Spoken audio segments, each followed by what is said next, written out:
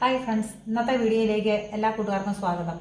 ഇന്ന് നമ്മൾ ചെയ്യാൻ പോകുന്നത് ബീഫ് മറ്റു പൊടികളൊന്നും ഇല്ലാതെ ഫ്രൈ ചെയ്യുന്ന രീതിയാണ്. അതിന് വേണ്ടുന്ന ഇൻഗ്രീഡിയൻസ് 1/4 കിലോ ചുവന്നുള്ളി, ചെറിയ ഉള്ളി, പച്ചമുളക് 100 ഗ്രാം, വെളുത്തുള്ളി 2 കുടം, ഇഞ്ചി 3 പീസ്, 2 കരിവേപ്പില,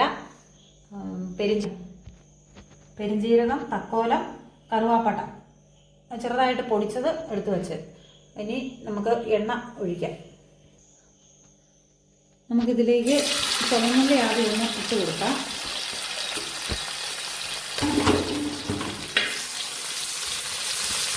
ഇനി വെളിച്ചെണ്ണയാണ് എടുത്തിരിക്കുന്നത് കേട്ടോ. വെളിച്ചെണ്ണ ഒരു 100-150 മില്ലി എണ്ണ ഒഴിക്കണം. ഇതിന് ശേഷം നമുക്ക് കൊമ്പൻമുളക് ചെറുതായിട്ട് കീറി വെച്ചിട്ടുണ്ട്. അത് നമുക്ക് ഇട്ട് കൊടുക്കാം.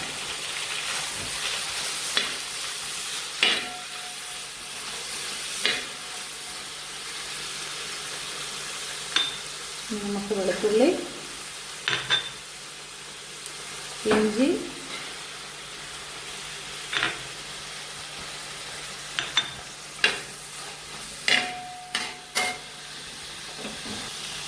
പെരുംജീരകവും കറുവാപ്പട്ടയും തക്കോലവും പൊടിച്ചത് അങ്ങനെ കൂട്ടി നമുക്കൊന്ന് മിക്സ് ചെയ്ത് കൊടുക്കാം.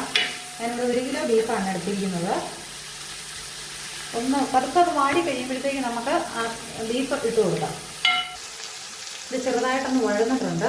ഇനി നമ്മൾ കഴുകി വാരി വെച്ചിരിക്കുന്ന കേട്ടോ. വെള്ളം ഒട്ടുമില്ല, വെള്ളം ഒഴിക്കുക വേണ്ട. അത് തീ ചെറിയ ഫ്ലെയിമിലിട്ട് ഇതെന്താണ് ഇത് വരുന്നത്.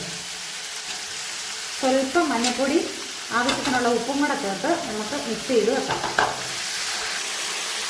1 സ്പൂൺ ഉപ്പ്, 1/4 സ്പൂൺ മഞ്ഞൾപ്പൊടി, ഇത്രയും ചേർത്ത് നമുക്ക് നല്ലപോലെ ഇളക്കി വെക്കാം. വെന്ത് കഴിയുമ്പോൾ എന്നാ ടേസ്റ്റാണെന്നറിയോ കഴിക്കാൻ. നമ്മൾ സാധാരണ ഇറക്കി വെക്കുന്ന രീതിക്കല്ല. നിങ്ങളും ഇടയ്ക്കൊന്ന് വെച്ച് നോക്കണം കേട്ടോ. ഓരോ വെറൈറ്റി മോഡലുകളല്ലേ നമ്മൾ ഇഷ്ടപ്പെടുന്നത്. അപ്പോൾ വെറൈറ്റികൾ ഇഷ്ടപ്പെടുന്നവർക്ക് ഇത് ട്രൈ ചെയ്ത് നോക്കാൻ എളുപ്പമാണ്.